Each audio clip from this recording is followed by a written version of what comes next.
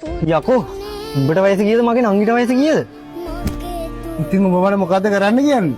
මොකද්ද කරන්න කියන්නේ? යකෝ උඹ දන්නවද මගේ නංගි තාම ඉස්කෝලේ යන පුංචි කෙල්ලෙක්.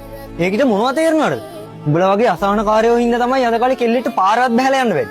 ටොපි වගේ වුන් නම් මරලා දාන්න ඕන. උඹ දන්නවද මගේ හිතේ තියෙන වේදනාව? යකෝ උඹ බණ මොනා කරන්නද?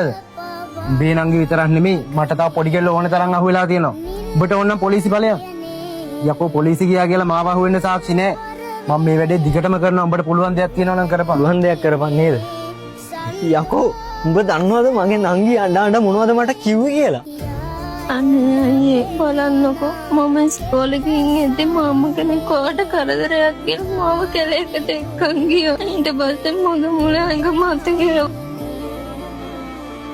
උඹ වගේ උන් හින්දා තමයි බං අද කාලේ කෙල්ලෙට පාරවත් බහැලා යන්න බැරි.